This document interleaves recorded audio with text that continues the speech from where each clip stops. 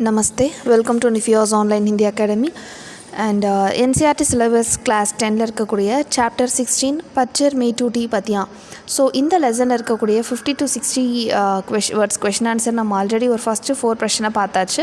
இப்போது இந்த வீடியோவில் நம்ம பிரச்சனை 5, 6 और 7 ஸோ 5, 6 and 7 நம்ம பார்க்கலாம்.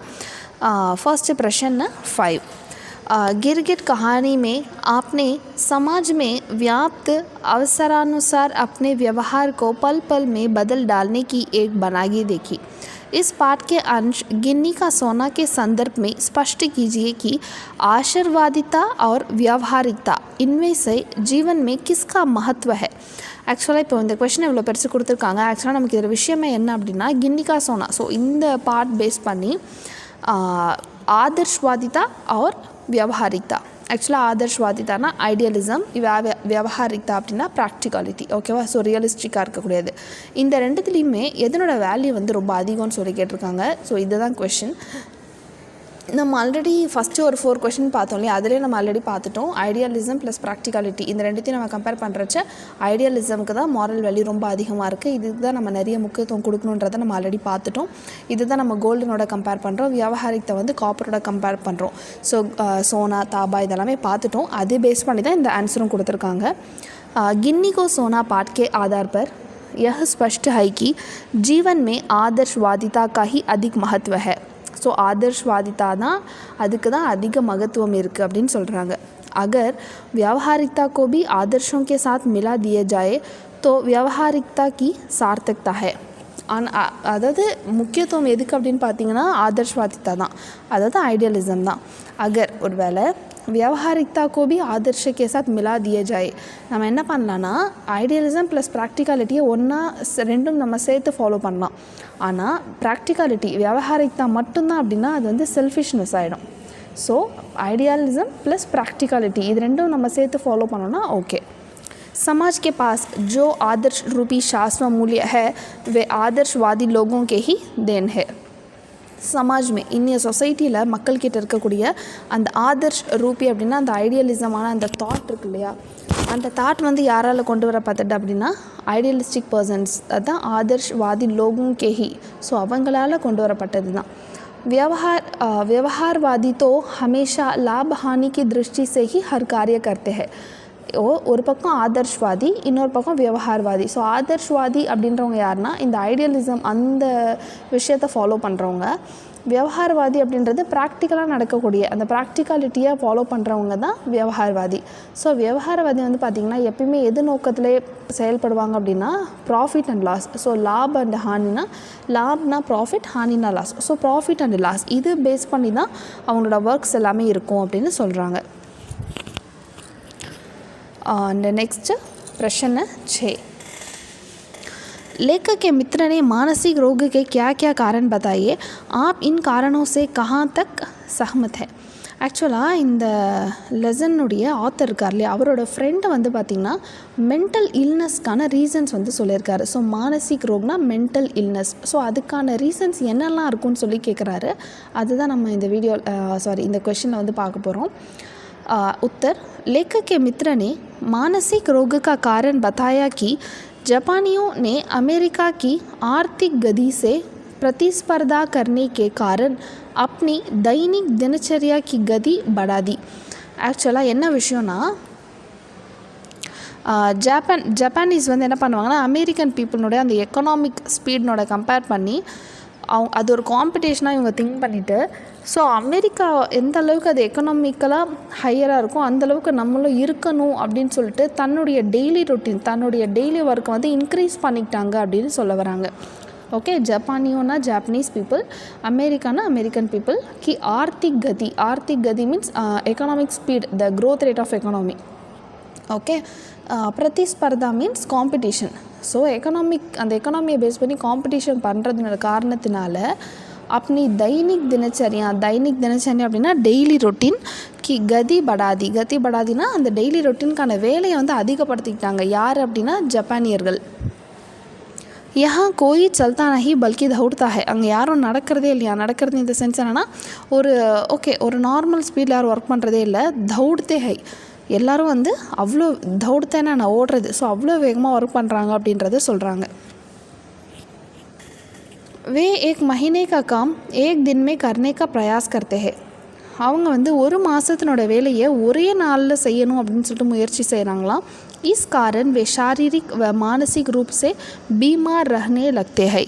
ஸோ இதனால தான் அவங்க வந்து மன ரீதியாகவும் சரி உடல் ரீதியாகவும் சரி, ஷாரீரிக் அப்படின்னா ஃபிசிக்கல், மானசிக் அப்படின்னா மென்டல். ஸோ மென்டல் இல்னஸும் இருக்குது, ஃபிசிக்கல் இல்னஸும் அவங்களுக்கு இருக்குது அப்படின்னு சொல்கிறாங்க.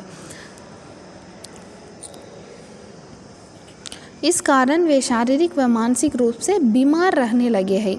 लेखक के ये विचार सत्य है क्योंकि शरीर और मन मशीन की तरह कार्य नहीं कर सकते. ஆக்சுவலாக லேக்கனுடைய இந்த யோசனை, இந்த ஐடியா வந்து ரொம்ப கரெக்டு. என்ன அப்படின்னா, மனுஷனுடைய நம்மளோட உடம்பும் சரி நம்மளோட அந்த மைண்டும் சரி மஷின் மாதிரி நம்மளால் வேலை செய்ய முடியாது. और यदि उन्हें ऐसा करने के लिए विवश किया गया तो, ஆனால் இந்த மாதிரி தான் நம்ம அந்த மஷின் மாதிரி தான் நம்ம வேலை செய்யணும் நம்ம முயற்சி செஞ்சோம் அப்படின்னா उनकी मानसिक संतुलन बिगड़ जाना आवश्यक भावी है. அப்போ கண்டிப்பாக இன்கேஸ் நம்ம அந்த மாதிரி ரெஸ்ட்டே இல்லாமல் நம்ம ஒர்க் பண்ணோம் அப்படின்னா கண்டிப்பாக நம்ம உடம்பு வந்து அஃபெக்ட் ஆகிறது நிச்சயம் அப்படின்னு சொல்கிறாங்க.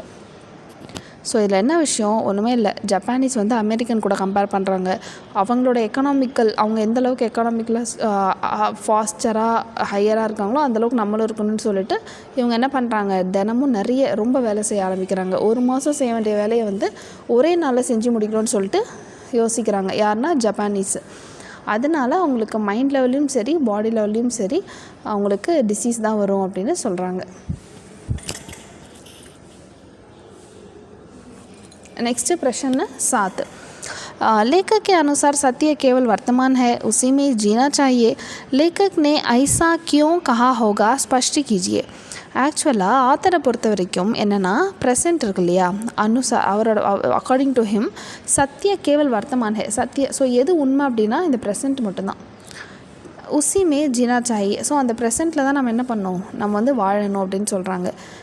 ஸோ இது வந்து ஆக்சுவலாக இது என்ன எக்ஸ்பிளைன் பண்ணுறாங்க அப்படின்னு சொல்லி நம்மளை கேட்குறாங்க.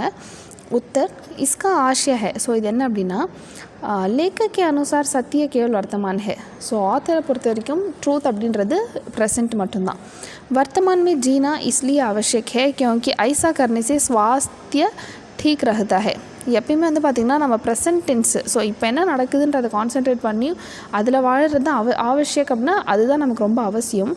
ஏன் அப்படின்னா நம்ம இந்த மாதிரி இந்த ப்ரெசென்ட் இதில் நம்ம வாழும்போது தான் நம்மளால் ஒரு எப்படி சொல்கிறது, ரொம்ப ஓவர் திங்கிங் இல்லாமல் ஒரு சாட்டிஸ்ஃபைடாக நம்மளால் வாழ முடியும்னு சொல்கிறாங்க. और जीवन में उन्नति होती है. அது மட்டும் இல்லாமல் நம்ம லைஃப்பில் ஒரு ஹாப்பினஸும் இருக்கும் அப்படின்னு சொல்கிறாங்க, ஒரு உன்னதமும் இருக்கும் அப்படின்னு சொல்கிறாங்க. यदि हम भूतकाल के लिए पछताते रहेंगे तो, ஒருவேளை நம்ம வந்து பூத்காலம் என்ன, பாஸ்ட். ஸோ நடந்து முடிஞ்ச விஷயத்தை நினச்சி ஃபீல் பண்ணிக்கிட்டே இருக்கிறது. பச்தாத்தே ரஹேங்கே means always feeling bad regarding the past. So இப்படி நடந்துருச்சு அப்படி நடந்துருச்சுன்னு சொல்லிட்டு நம்ம ஃபீல் பண்ணிக்கிட்டே இருக்கிறது.